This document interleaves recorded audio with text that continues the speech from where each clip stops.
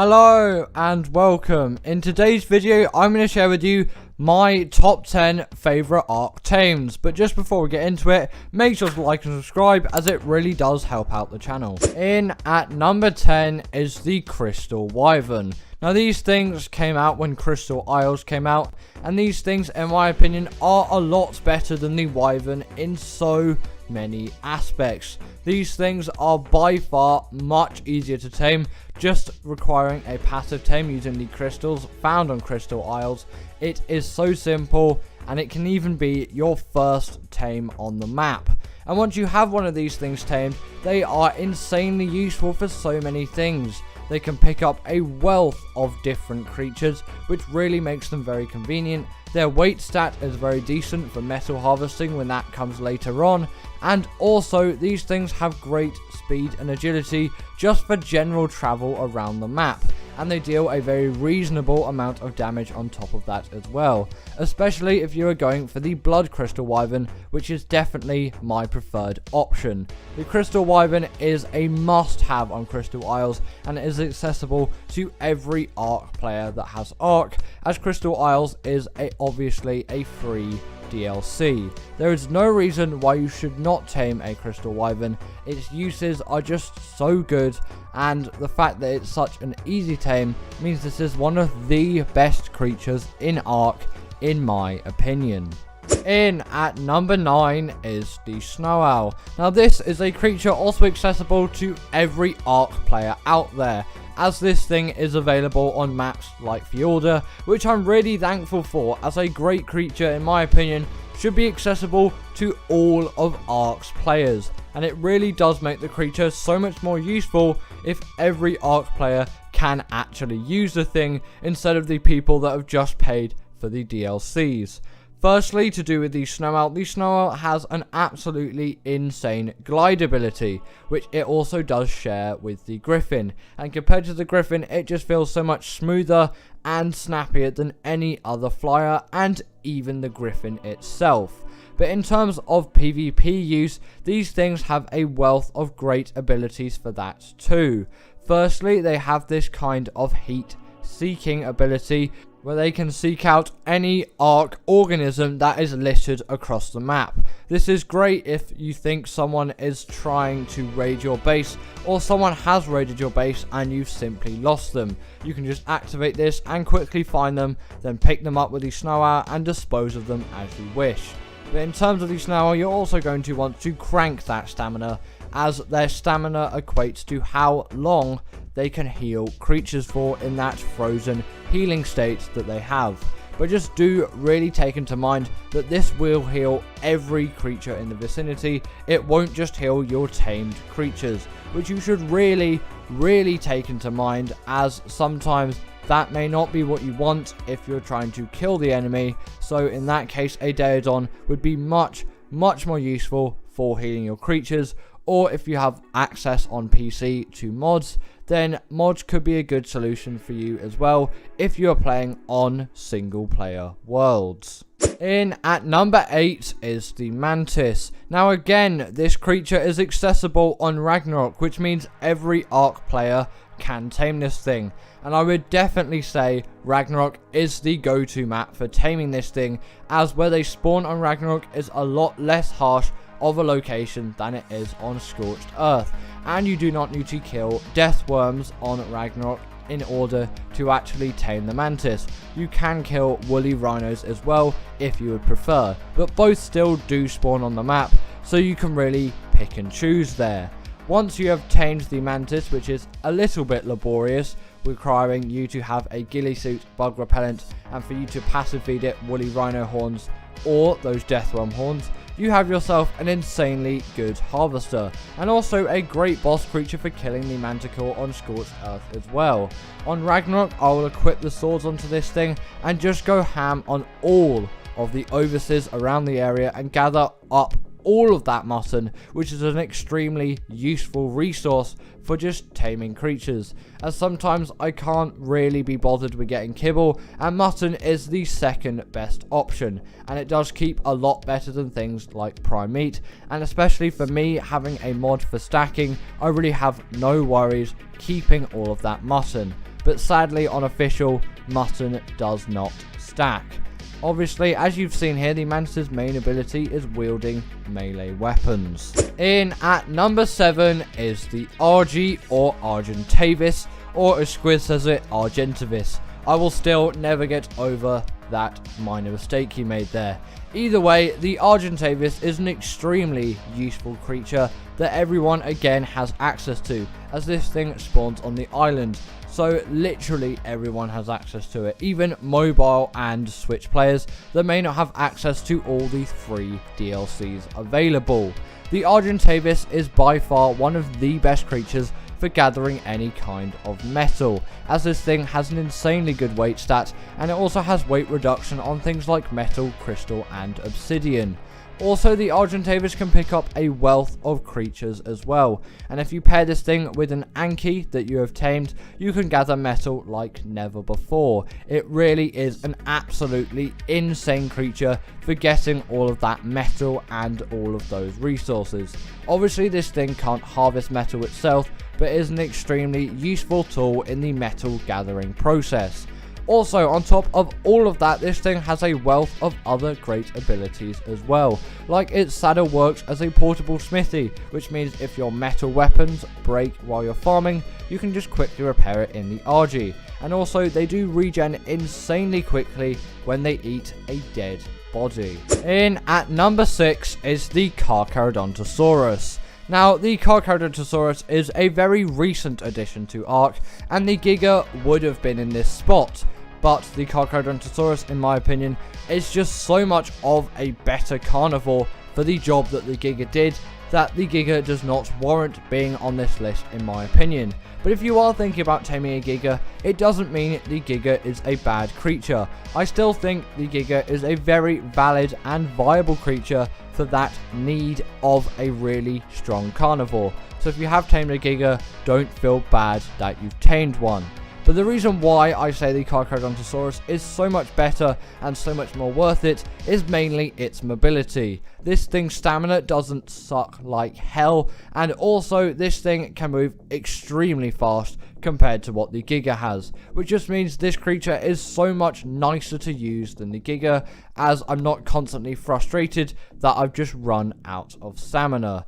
Also, when the Blood Rage ability is fully activated, this creature will be doing more damage than the Giga, but when the Blood Rage isn't activated, the Giga will do more damage than the Carcharodontosaurus. In terms of taming, this thing requires no tranks. It is simply a bit of a passive tame, and then it has a sort of mini game on top of that as well. You will need to feed it dead creatures until its taming bar above it goes green, and then you'll just need to absolutely decimate everything into land until that taming reaches 100%. In at number 5 is the Carnotaurus. Now, in my opinion, the Carno has always been the go-to creature for me, and I probably have a lot of bias since Squid's Ark series, where he tamed a Carno and named it Carny Dave.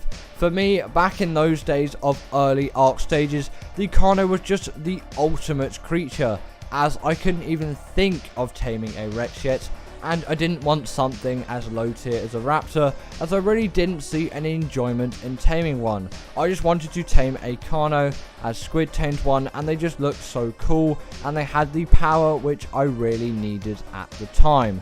Also, Carnotaurus, translated from Latin, means meatball, and that is why my first Carnotaurus I ever tamed, I called that thing Meatball, and the second one, in honor of Carny Dave, I called Carny Dave.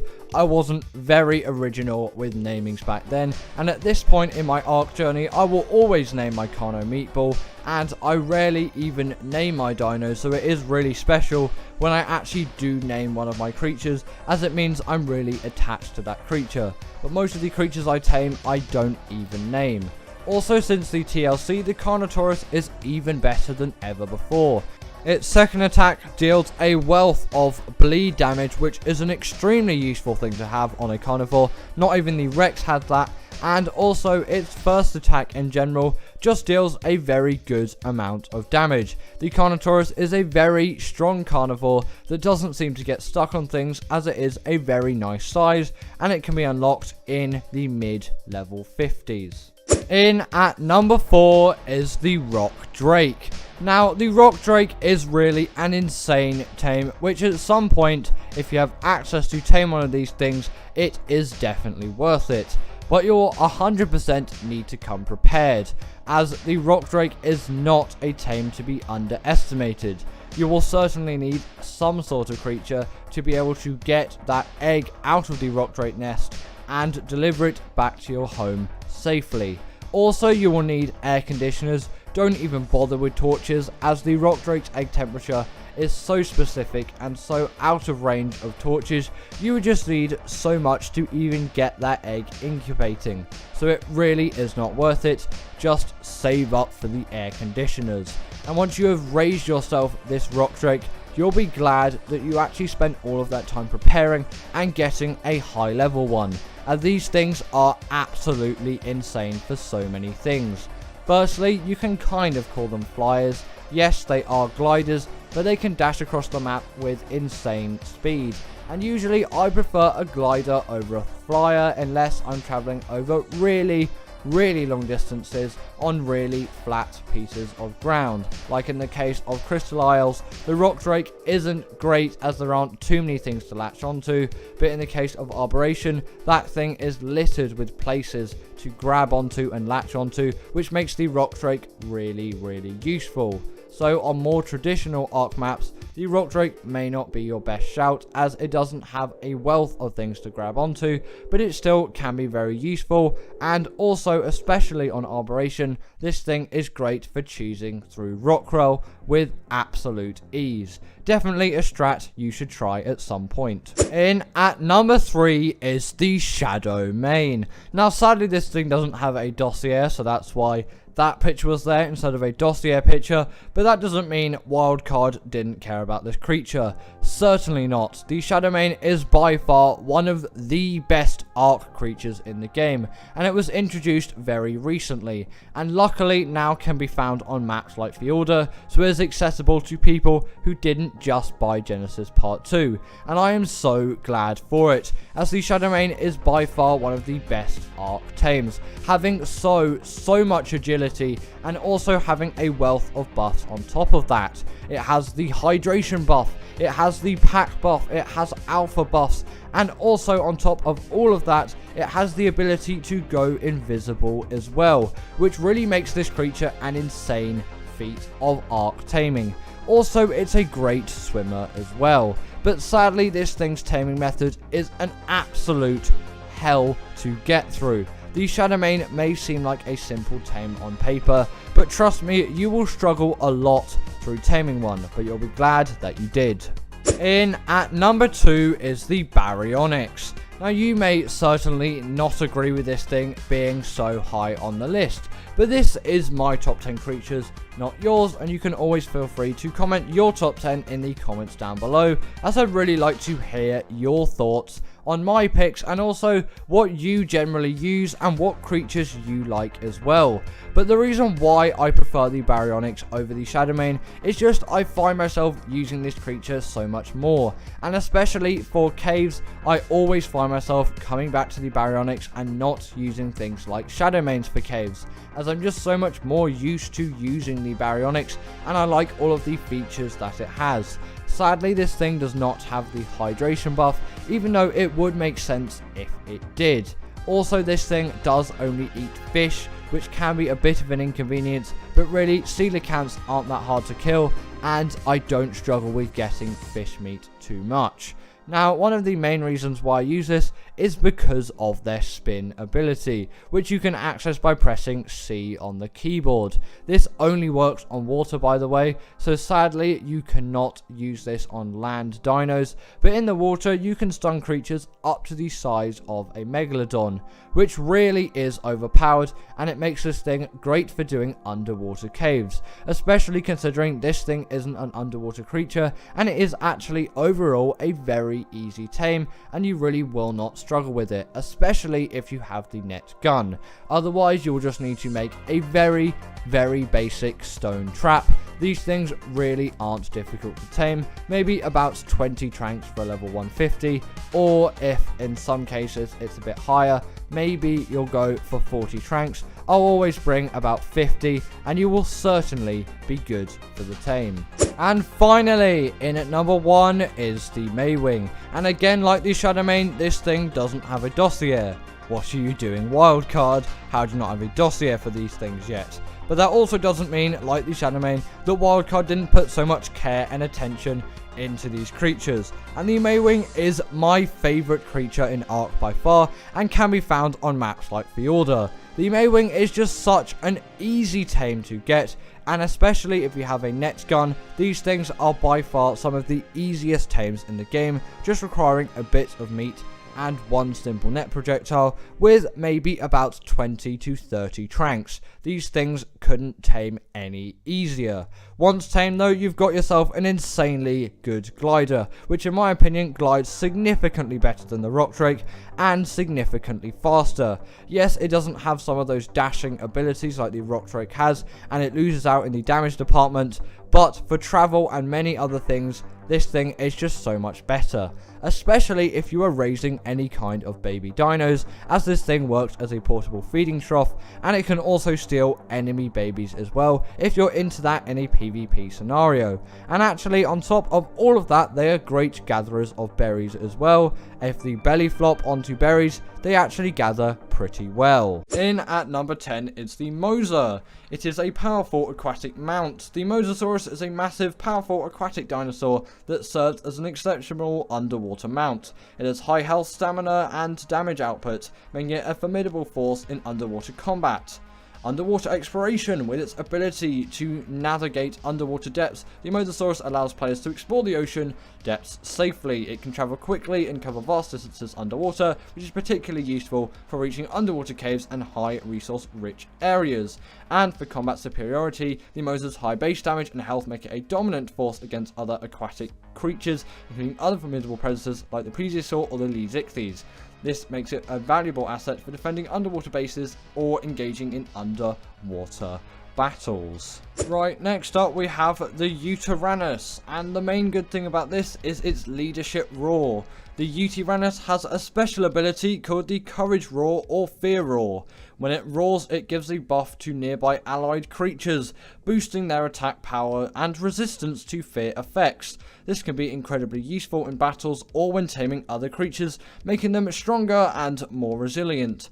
Then they also have utility in battles, due to which Courage Roar ability, the Yutyrannus becomes a valuable asset in battles against other creatures or players. The buff it provides to nearby creatures can turn the tide in challenging encounters, making it a significant asset in PvP, player versus player, or PvE, player versus environment scenarios. It also plays a role in taming assistance. When taming other creatures, especially those that are difficult or have torpor-inducing effects, the Yutyrannus can help by buffing the taming creature's damage output and resistance, making the taming process safer and faster. While the Yutyrannus can't fly, it can be ridden and controlled. Its decent speed and ability to provide buffs while being riding make it a versatile and valuable mount for various situations. And it also has pack buffs. When used in conjunction with other creatures, the Yutyrannus' buffs can stack onto other pack leader creatures, amplifying the bonuses give to the allied creatures, creating a formidable force. Next up we have the RG. Firstly, to do with transportation, the RG has a decent flight speed and stamina, making it a reliable creature for transportation. It can carry out a considerable amount of weight, allowing players to transport resources, creatures, or even other smaller dinosaurs across long distances.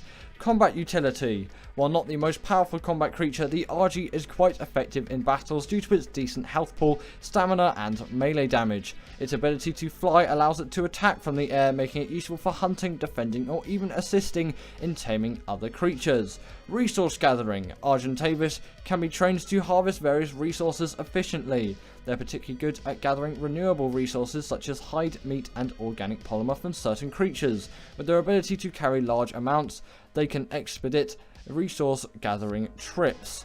Its ability to carry other creatures in its talons makes it useful for taming or relocating smaller creatures. This feature is especially handy when players want to tame creatures in challenging or dangerous areas and then transport them to a safer location for taming. Accessibility. The RG is relatively easier to obtain compared to some of the other flying creatures in the game. They're commonly found in various regions that can be tamed using a variety of foods, making them accessible for players at different levels, and base defense and utility. Due to their decent combat capabilities, Argentavers can be trained and used to defend a base or assist in resource gathering around the player's settlement, providing them an extra layer of security. In at number 7 is the Theory, and the first thing we can say is its gathering efficiency. One of the primary reasons for the Therizinosaur's popularity is its outstanding gathering capabilities. It excels at gathering a wide variety of resources such as wood, thatch, fiber, berries, and rare flowers efficiently. This makes it a valuable asset for resource gathering, especially for wood and thatch, which are essential building materials. Combat prowess. The Therizinosaur is a formidable combatant with high base damage and a rapid attack rate. When properly leveled and equipped, it can be effective in both defensive and offensive roles. Its ability to gather resources also makes it easier to collect the materials needed for saddles and gear, enhancing its combat capabilities further. To do a decent health and versatility, Therizinosaurs have a good base health pool, making them durable in battles, and additionally, they can be bred for higher stats, making them even more resilient. Their versatility in both gathering and combat makes them a desirable choice for many players. Herbivore and berry gathering. With its ability to efficiently gather berries, the Therizinosaur becomes valuable for players needing large quantities of berries for taming herbivores, creatures, or crafting consumables. Kibble production. They have the ability to collect large amounts of eggs from various creatures, making them ideal for egg farming and kibble production. Kibble is an important resource for efficiently taming higher tier creatures. In at number 6 we have the Spino. It is a powerful all-rounder. The Spinosaurus is a well-rounded creature with a high base damage, health and speed. Its versatile stats make it effective in various situations including combat, resource gathering and exploration. It is an excellent swimmer. Spinos are able to move swiftly through waterways and traverse both shallow and deeper waters without issue. This amphibious nature allows them to excel in aquatic environments and explore underwater areas. The gathering capability makes them a proficient gatherer, especially for specific resources like meat and hide. Their attacks yield substantial amounts of meat and hide from any creatures that they defeat, making them valuable for collecting these resources efficiently. They also have combat superiority. Again, Spinos are powerful combatants with a unique attack animation that covers a wide area, allowing them to deal damage to multiple enemies at once. Their high base health makes them formidable opponents in battles against both land and aquatic creatures. Also, they have accessibility and a taming ease. A Spino can be found in various regions across the Ark map, making them very relatively accessible to any kind of Ark player. While they might require some effort to tame during their strength, they can be tamed using meat, fish, and become valuable assets once tamed. Despite their large size, Spinos move relatively quickly, both in land and in water. This agility allows players to maneuver effectively during combat or exploration, making them useful for traveling across different terrains.